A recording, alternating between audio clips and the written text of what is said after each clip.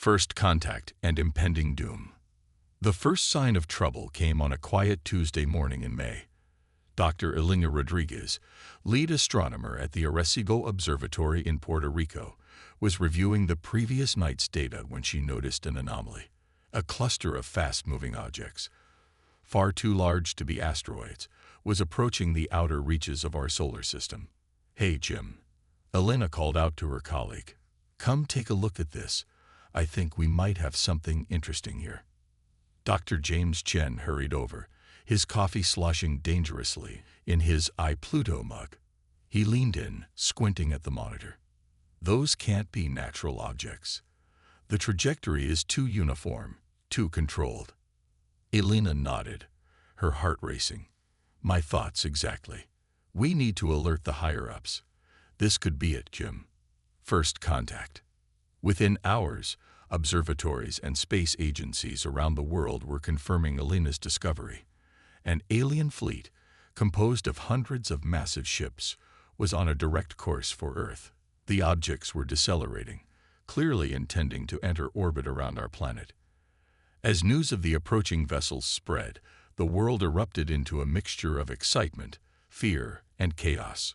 Religious leaders proclaimed the end times, while UFO enthusiasts celebrated vindication.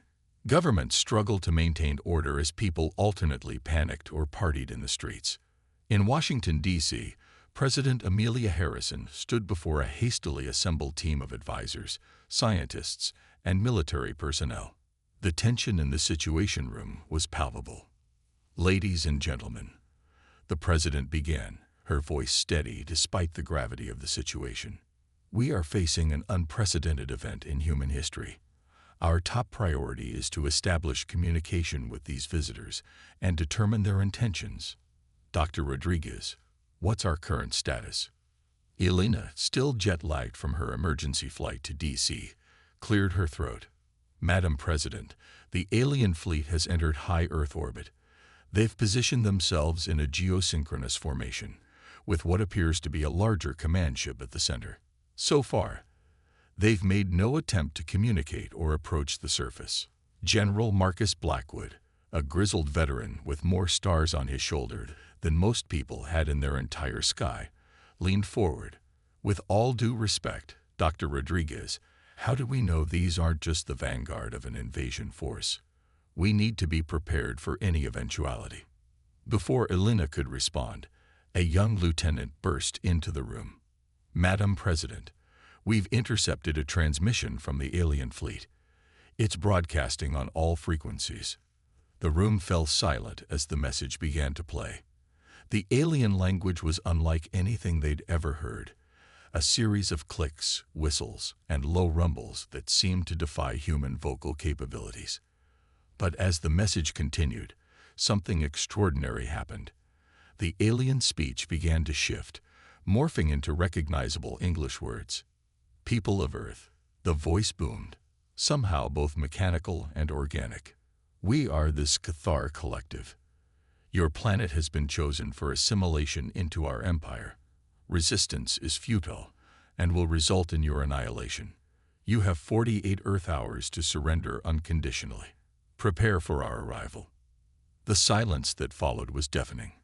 President Harrison was the first to speak, her voice barely above a whisper. "Well, I guess that answers the question of their intentions." General Blackwood slammed his fist on the table. "We need to mobilize every military asset we have. If these bastards want to fight, we'll give them one they won't forget." "And what exactly do you propose we fight them with, General?"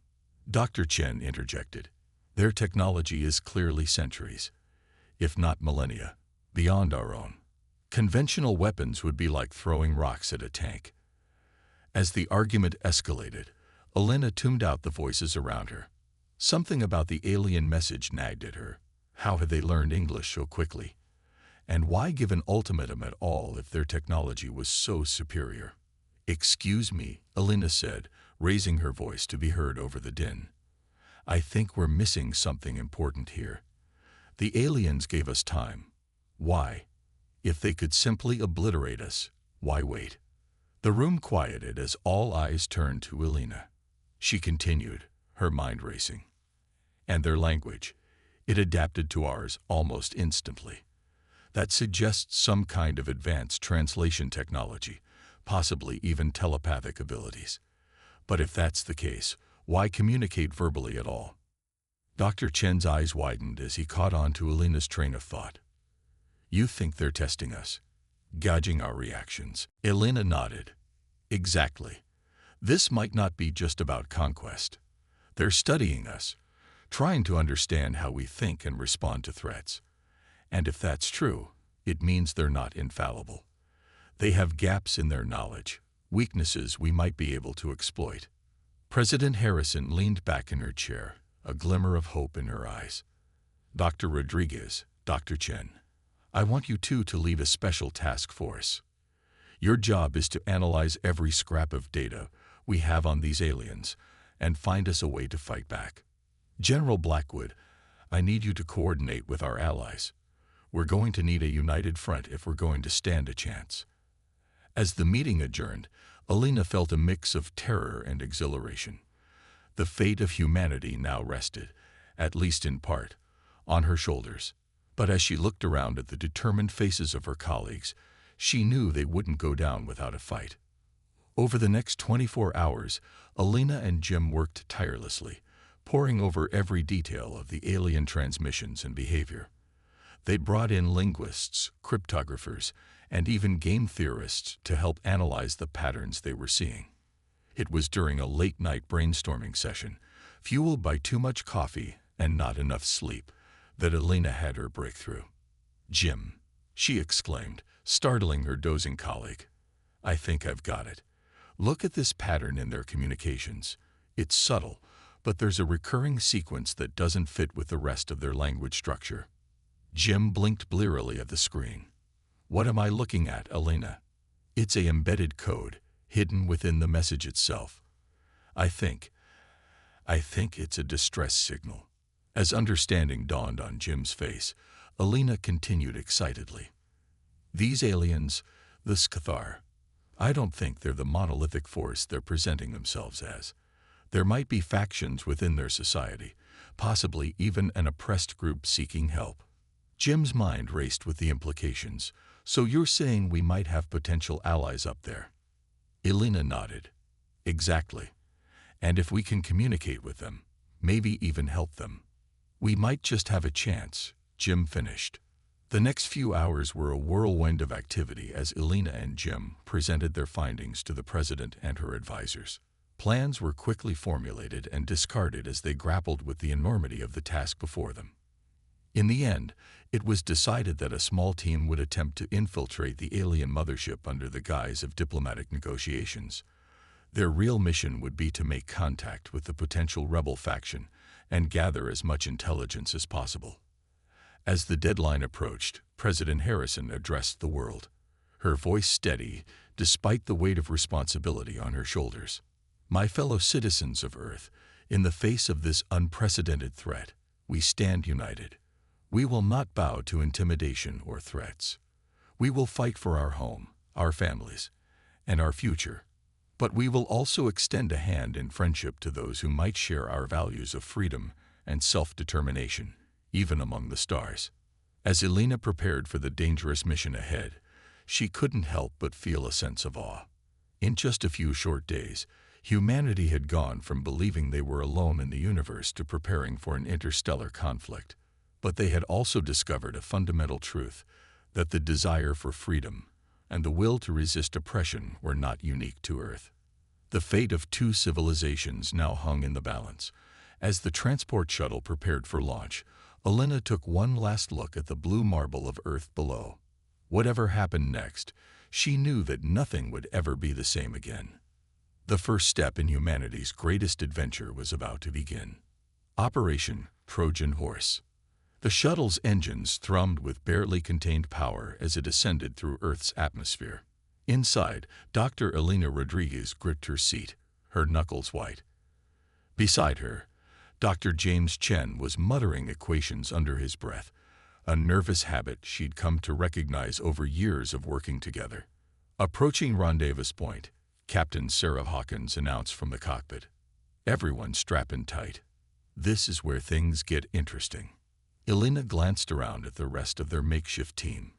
Major David Reeves, a Special Forces operative with more classified missions under his belt than Elena had research papers, sat calmly checking his gear.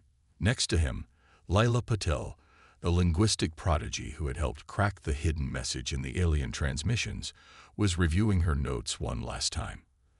As the shuttle broke through the last wisps of Earth's atmosphere, the alien mothership came into view. It was a behemoth, easily the size of a small city, its surface a maze of interlocking geometric shapes that seemed to defy conventional engineering. Operation Trojan Horse. The shuttle's engines thrummed with barely contained power as it ascended through Earth's atmosphere. Inside, Dr. Elena Rodriguez gripped her seat, her knuckles white. Beside her, Dr. James Chen was muttering equations under his breath, a nervous habit she'd come to recognize over years of working together. Approaching rendezvous point, Captain Sarah Hawkins announced from the cockpit, "Everyone strap in tight. This is where things get interesting." Elena glanced around at the rest of their makeshift team. Major David Reeves, a Special Forces operative with more classified missions under his belt than Elena had research papers, sat calmly checking his gear. Next to him, Laila Patel, the linguistic prodigy who had helped crack the hidden message in the alien transmissions, was reviewing her notes one last time. As the shuttle broke through the last wisps of Earth's atmosphere, the alien mothership came into view. It was a behemoth, easily the size of a small city, its surface a maze of interlocking geometric shapes that seemed to defy conventional engineering. "My God," Jim whispered, "how are we supposed to infiltrate that?" Elena squeezed his arm reassuringly, "One step at a time, just like we planned." Captain Hawkins's voice crackled over the intercom. "Incoming transmission from the mothership. They're instructing us to dock at a specific port. Here we go, people." The next few minutes were tense as the shuttle maneuvered towards the designated docking area.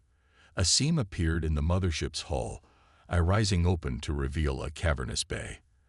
As they passed through the energy field maintaining the bay's atmosphere, Elena felt a slight tingle across her skin. "Remember," Major Reeves said as they prepared to disembark, "we're here under the pretense of diplomatic negotiations. Stick to the script until we can confirm the presence of our potential allies." The team nodded, each mentally reviewing their cover stories and objectives. As the airlock cycled open, they were met by a delegation of Scathar. Elena's first impression was one of otherworldly grace. The aliens stood nearly 8 feet tall, their bodies a sinuous blend of insectoid and reptilian features. Multiple arms ending in delicate, multi-jointed fingers emerged from torsos covered in iridescent scales. Their heads were dominated by large, compound eyes that seemed to shimmer with an inner light. One of the Scathar stepped forward, its movements fluid and precise. When it spoke, the words seemed to bypass their ears entirely, resonating directly in their minds. "Welcome, humans. We are surprised by your boldness in accepting our invitation.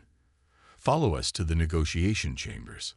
As they were led through winding corridors of gleaming metal and pulsing bioluminescent lights, Elena's mind raced.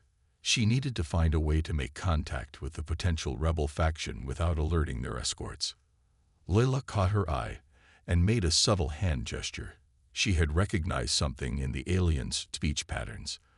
Elena nodded almost imperceptibly. They needed to buy time. "Esteemed Scathar," Elena began, her voice steady despite her racing heart, "we appreciate your hospitality. Before we proceed with formal negotiations, we were hoping you might satisfy our scientific curiosity about your remarkable vessel." The lead Scathar paused, its compound eyes flickering with what Elena hoped was interest rather than suspicion. "Your species' inquisitiveness is noted. What do you wish to know?" Jim jumped in, his earlier nervousness replaced by genuine scientific enthusiasm. "Your ship's power source. The energy readings we've detected are off the charts. How do you generate and contain such vast amounts of power?" As Jim engaged the Skthar in increasingly technical discussion, Elena noticed Lila edging closer to one of the other aliens.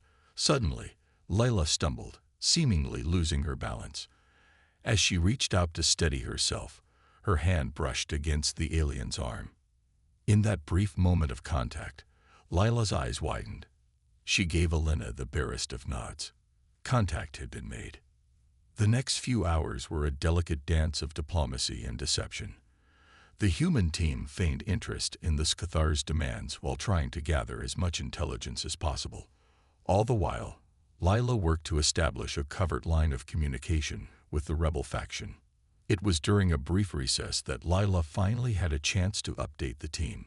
Huddled in a corner of their assigned quarters, she spoke in a hurried whisper. "The rebels are real," she confirmed.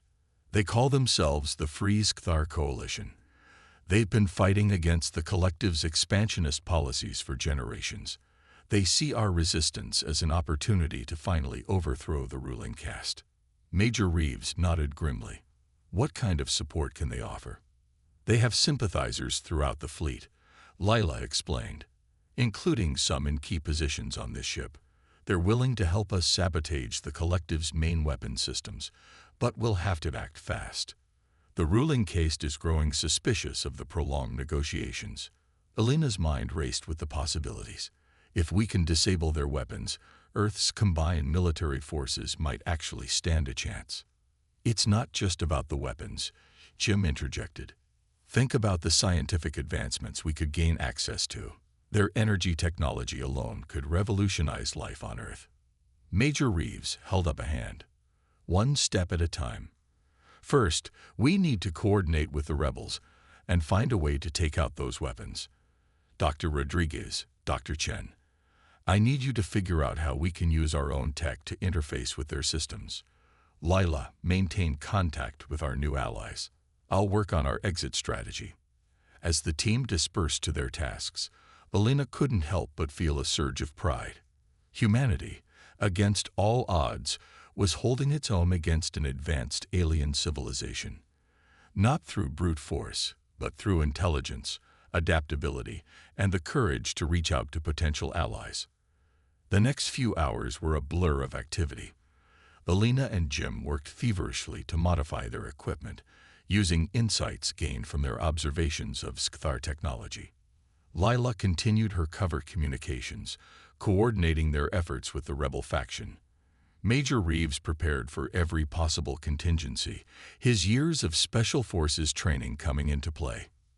Finally, as the ship's day cycle began to dim, they were ready.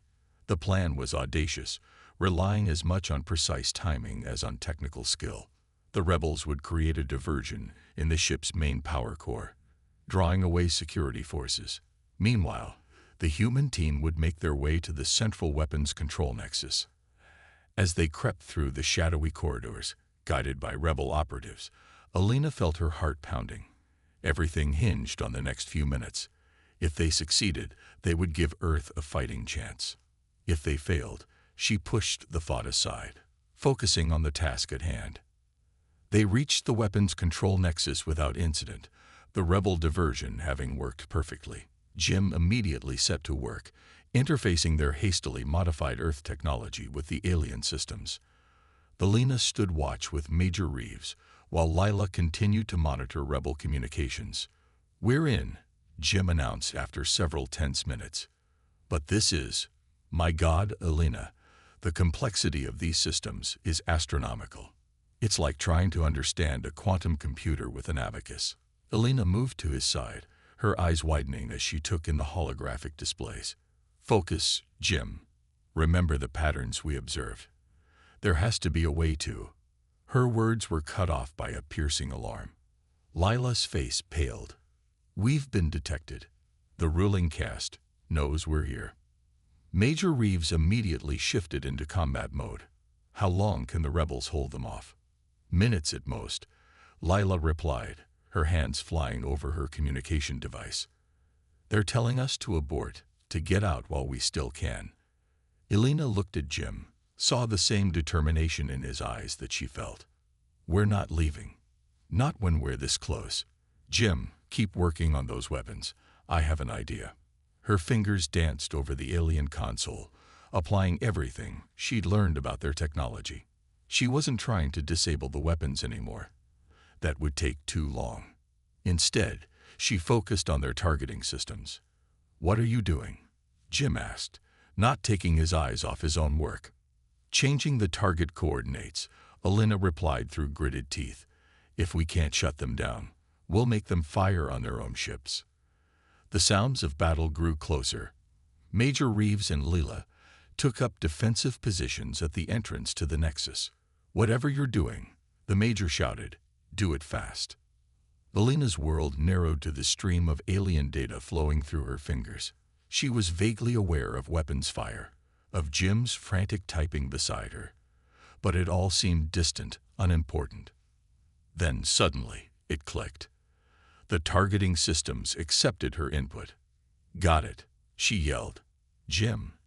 "Weapons primed and ready," he responded. Alina took a deep breath and hit the alien equivalent of enter. For a moment, nothing happened. Then the entire ship shuddered as massive energy weapons discharged. On the holographic displays, they watched as beams of unimaginable power lanced out, striking not at Earth, but at key points throughout the Scathar fleet. Chaos erupted. The ruling caste, caught completely off guard, frantically tried to regain control of their systems. The rebels, seizing their chance, launched a coordinated assault on multiple ships. "Time to go." Major Reeves shouted over the din. "Move, move, move." The team fought their way back to their shuttle, aided by rebel forces. As they strapped in, Captain Hawkins' voice came over the comm. "Hold on to your butts, folks. This is going to be one hell of a ride." The shuttle burst from the mothership's docking bay amidst a firestorm of energy weapons and explosions. As they hurtled back towards Earth, Alina caught a final glimpse of the Scathar fleet. Ships were turning on each other, rebel forces openly engaging the ruling caste vessels. "We did it," Jim breathed, his voice filled with awe. "We actually did it." Alina nodded, feeling a mixture of exhilaration and exhaustion. "We gave Earth a chance, and we might have just helped spark a revolution that will change the face of an entire civilization." As the blue marble of Earth grew larger in their viewport, Alina allowed herself a small smile. Humanity had faced its greatest challenge and emerged not just surviving, but victorious. They had proven that ingenuity, courage, and the willingness to extend a hand in friendship could overcome even the most daunting of odds. The battle was far from over, she knew. The Scathar civil war would have far-reaching consequences, and Earth would need to prepare for a new era of interstellar politics and potential conflicts. But they had taken their first steps into a larger universe, and they had done so not as conquerors, but as liberators and allies. As the shuttle began its descent into Earth's atmosphere, Alina closed her eyes, finally allowing herself to relax. Whatever challenges lay ahead, she was confident that humanity would face them with the same spirit that had carried them through this crisis. The universe, it seemed, had better prepare itself. Humanity was here to stay. The alien perspective. Supreme Overseer Zixvok stood motionless before the vast holographic display, his compound eyes reflecting the chaos unfolding before him. The Scathar fleet, once a symbol of unassailable power, now tore itself apart in a frenzy of internecine warfare. And it was all because of those insufferable humans. How? He chittered, his voice a blend of fury and disbelief. How could such primitive beings have caused this much damage? Sub-Commander Kreltas approached cautiously, her lower arms clasped in a gesture of submission. "Supreme Overseer, preliminary reports suggest the humans somehow made contact with the terrorist faction known as the Free Scathar Coalition. They helped them sabotage our primary weapon systems." Zixvok's mandibles clacked in irritation. "Impossible. The Coalition has been a minor nuisance at best. They could never have pulled off something of this magnitude." "With respect, Overseer," Kreltas ventured, "it seems we may have underestimated both the Coalition and the humans. Our initial assessment of Earth's civilization as primitive and easily conquered appears to have been, flawed. The Supreme Overseer turned slowly, fixing Kreltas with the full intensity of his gaze. In that moment, the sub-commander felt a flicker of something she had never experienced before in her centuries of loyal service. Doubt. "Explain," Zixvok demanded. Kreltas gestured to a nearby console, bringing up images of Earth and its various cultures and achievements. The humans, despite their technological inferiority, possess certain qualities that we fail to account for. Their history is marked by constant adaptation, innovation, and a remarkable ability to cooperate in the face of external threats. The display shifted, showing footage of the human infiltration team. Moreover, they demonstrated a level of cunning and adaptability that exceeds our predictive models. They managed to interpret our language, interface with our technology, and exploit social divisions within our own ranks, all within a matter of days. Zixvok absorbed this information in silence, his antennae twitching with suppressed emotion.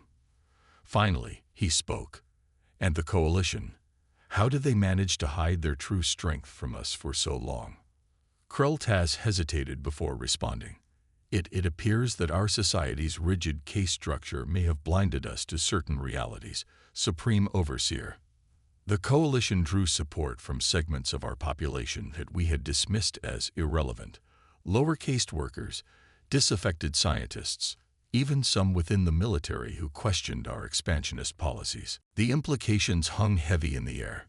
The Scathar Collective, for all its technological might, had become complacent. They had assumed their superiority, never considering that a species they deemed primitive could possess qualities that might challenge their dominance. As if to underscore this point, another explosion rocked the mothership. Alarms blared as damage reports flooded in from all sectors. "Supreme Overseer," a frantic communications officer called out, "we're receiving transmissions from multiple ships. They're declaring allegiance to the Coalition." Zixvok's exoskeleton seemed to lose its luster, his once imperious posture sagging under the weight of realization. "We've lost," he said, his voice barely above a whisper.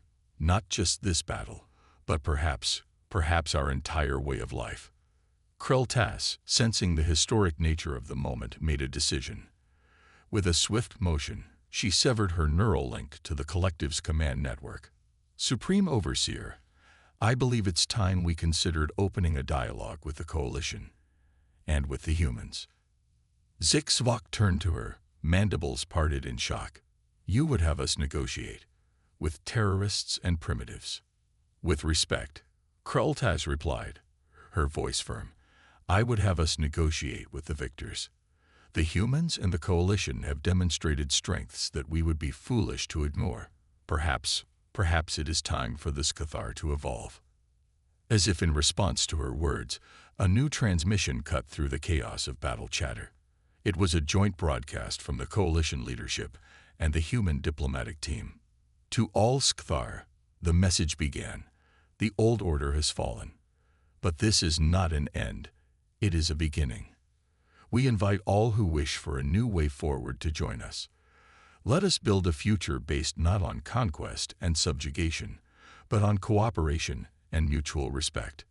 The message continued, outlining a vision of a reformed Scathar society, one where the rigid caste system would be dismantled, where individual freedoms would be respected, and where the collective's vast knowledge and resources would be turned towards peaceful exploration and scientific advancement. As Zixvok listened, he felt something he had not experienced in centuries: change. The immutable certainties that had defined his existence were crumbling, replaced by terrifying, exhilarating possibilities. "Your orders, Supreme Overseer?" Kreltas asked, though they both knew the old chain of command was already dissolving. Zixvok was silent for a long moment, his compound eyes reflecting the ongoing battle beyond the view screen. Finally, he reached up and removed the neural interface crown that marked his rank. "No more orders, Kreltas," he said, his voice heavy with the weight of history. "Only choices. It seems we have much to learn. From the Coalition, from the humans, and perhaps from ourselves. As the former Supreme Overseer turned away from the command center, Kreltas felt a surge of something unfamiliar: hope. This Cathar civilization stood on the brink of a transformation as profound as any in their long history, and it had all begun with a single act of human defiance. In the days that followed, the Cathar fleet withdrew from Earth orbit. The coalition, with support from human diplomats and peacekeepers, began the monumental task of reforming Cathar society. It was a process fraught with challenges, as centuries of ingrained hierarchy and expansionist ideology were not easily overcome. But there were moments of profound beauty as well. Cathar scientists, freed from the constraints of militaristic research, eagerly collaborated with their human counterparts. The exchange of knowledge led to breakthroughs in fields ranging from energy production to medicine to faster-than-light travel. Former lower-caste Cathar, given the opportunity to pursue their own paths for the first time, displayed levels of creativity and innovation that astonished even themselves. Art, literature, and philosophy flourished as the species rediscovered aspects of their culture long suppressed by the rigid collective. Perhaps most remarkably, a number of Cathar, inspired by humanity's spirit of exploration, volunteered to join human-led expeditions to other worlds. These joint crews, once unthinkable, became powerful symbols of the new interstellar cooperation. Kreltas, now serving as a liaison between the reforming Cathar government and Earth's United Nations, found herself reflecting on the incredible chain of events that had led to this point. In attempting to conquer humanity, the Cathar had instead been transformed by them. As she prepared for another round of diplomatic talks, Kreltas received a message from one of the human scientists she had been working with, Dr. Elena Rodriguez.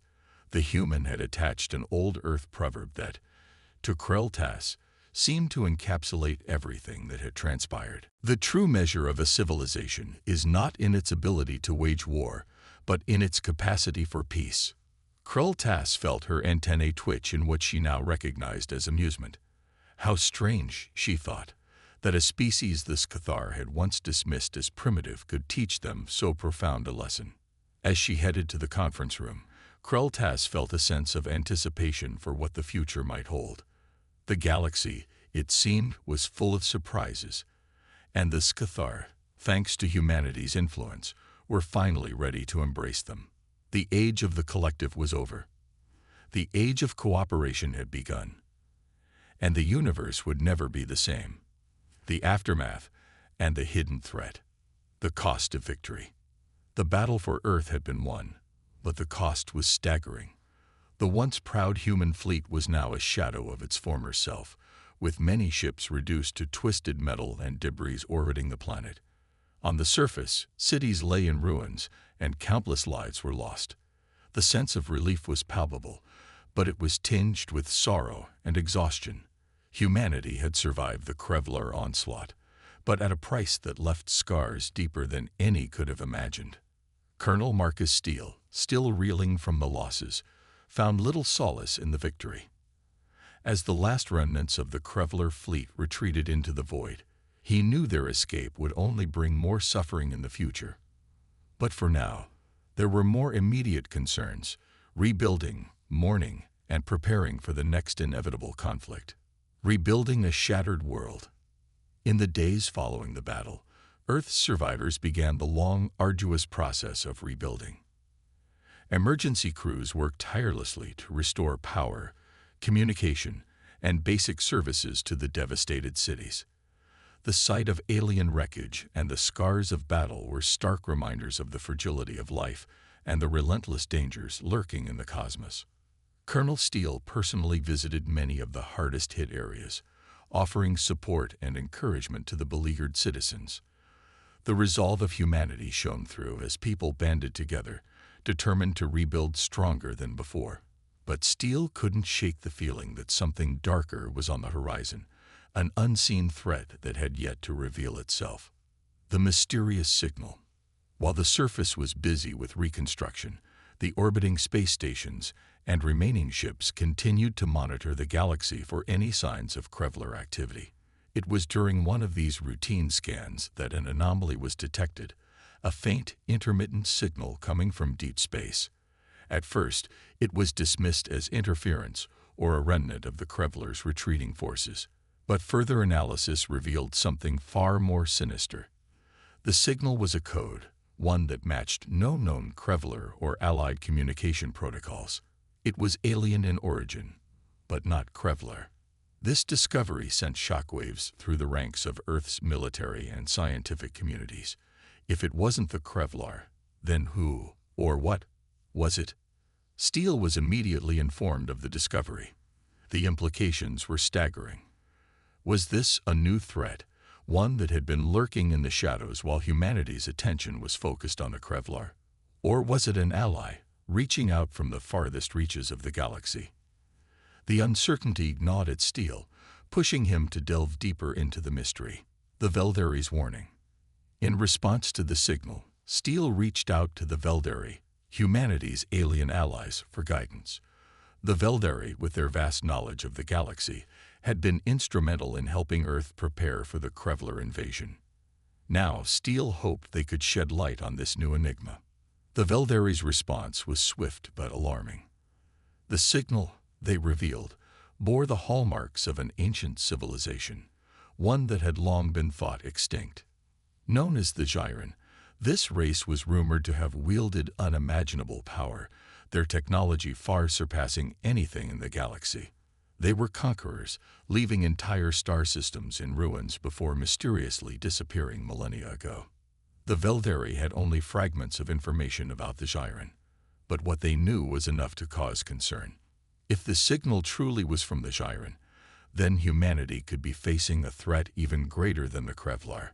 The Veldari urged caution, advising Steele to prepare for the worst while they conducted further investigations. A race against time. With this new knowledge, Steele faced a difficult decision. Should he divert resources from the ongoing rebuilding efforts to investigate the signal, potentially uncovering a new threat? Or should he focus solely on Earth's recovery, hoping that the signal was nothing more than a ghost from the past? Steele knew that time was not on their side. If the Gyran were indeed returning, they needed to be ready. He ordered a small, covert task force to be assembled, one that could investigate the source of the signal without drawing too much attention. The team, comprised of Earth's best scientists, engineers, and soldiers, was tasked with uncovering the truth behind the signal and determining the extent of the threat. As the team prepared to embark on their mission, Steele couldn't help but feel a sense of dread. The battle for Earth had been won, but the war for humanity's survival was far from over.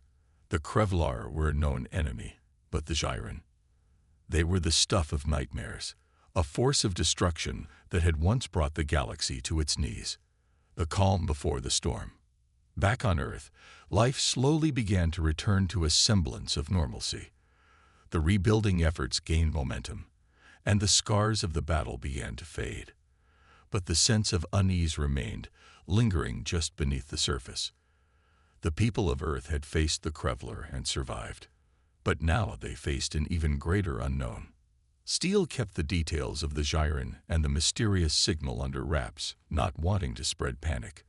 But he knew that the calm was only temporary, a brief respite before the storm. The task force, now en route to the source of the signal, held the key to humanity's future. Success could mean a fighting chance against this new threat.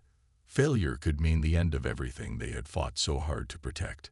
As Steele watched the task force's ship disappear into the depths of space, he couldn't shake the feeling that they were about to uncover something far more dangerous than anyone could have anticipated.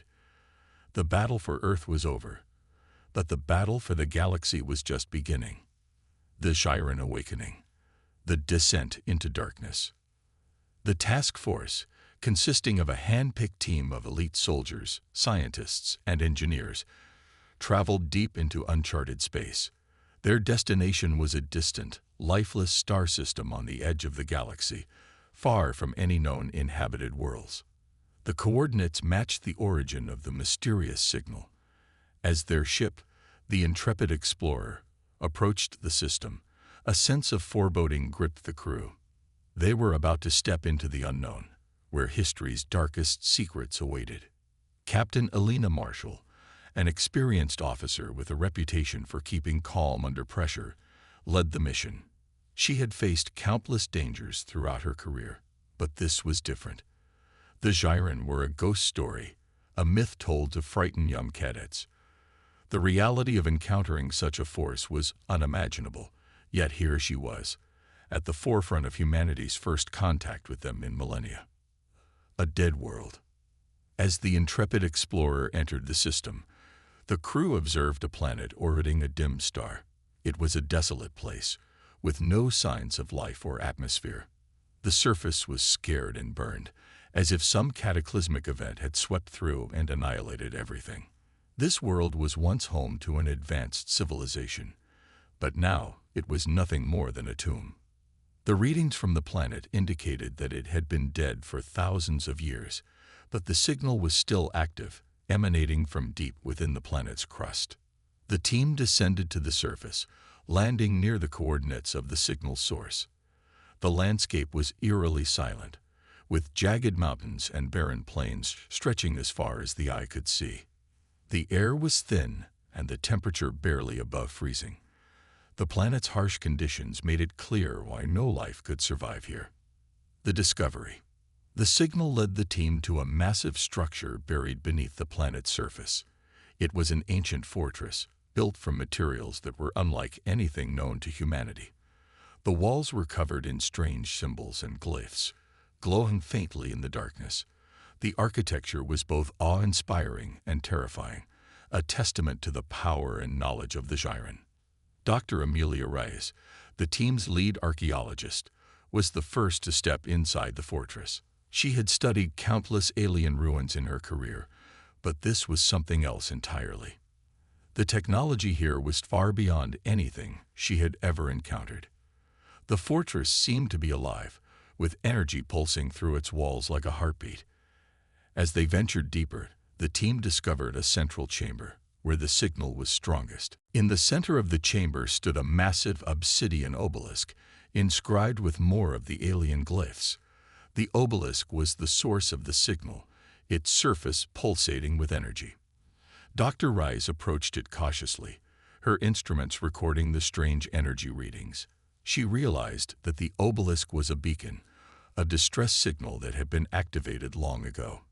But who had activated it, and why? The awakening. As the team examined the obelisk, a sudden surge of energy erupted from it, sending shockwaves throughout the chamber.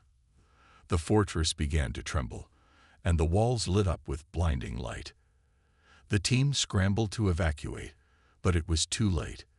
The obelisk's energy enveloped them, and the ground beneath them gave way, sending them plummeting into a cavern below. When the team regained consciousness, they found themselves in a vast underground chamber. The walls were lined with rows of metallic sarcophagi, each one etched with the same alien glyphs. Dr. Rice's heart raced as she realized what they were looking at. Zyren stasis pods. The Zyren were not extinct. They were merely sleeping, waiting to be awakened. Before the team could react, the pods began to hum with life. One by one, they opened, revealing the slumbering Zyren within. The creatures were unlike anything the team had imagined. Tall, slender beings with elongated limbs and dark, obsidian-like skin. Their eyes glowed with an eerie light, and their movements were slow, deliberate, as if they were waking from a long dream. Captain Marshall ordered the team to retreat, but the Zyren were already aware of their presence. They spoke in a language that resonated through the chamber, a deep, guttural sound that sent chills down the team's spines. Dr. Rice struggled to translate the words, but she could only catch fragments, references to rebirth, dominion, and the cleansing. A desperate escape. Realizing the danger, Captain Marshall knew they had to escape and warn Earth. The Zyren were ancient and powerful, and their awakening could spell doom for the galaxy. The team fought their way back to the surface, encountering more Zyren as they emerged from their slumber. The fortress itself seemed to come alive, with walls shifting and closing off passages, trapping the team inside. Marshall and her team managed to reach the surface, but not without losses. Several members were captured or killed by the Gyran, who were now fully awake and aware of the intruders. As the team boarded the intrepid explorer, Marshall activated the ship's emergency protocols, preparing for a quick departure. The ship lifted off, narrowly escaping the planet's surface as the Gyran fortress erupted in a burst of energy. The team watched in horror as the planet's surface began to crack and shift, as if the entire world was coming to life. The fortress had been a prison, holding the Gyran in stasis for millennia. Now they were free, and their first act was to reclaim their long-lost power. A grim revelation. As the intrepid explorer sped away from the dying planet, Captain Marshall transmitted a Priority 1 message to Earth, warning of the Gyran's awakening. The task force had uncovered the truth. The Gyran were not a myth, but a real and present danger. And now, they were awake. The message was clear. Humanity had to prepare for a new war, one that would test their very survival. The Kevlar were a formidable enemy, but the Gyran were something else entirely, an ancient force of destruction, driven by a desire to reclaim their place in the galaxy. As the intrepid explorer disappeared into the vastness of space, Captain Marshall couldn't shake the feeling that this was only the beginning. The Gyran had been awakened, and the galaxy would never be the same.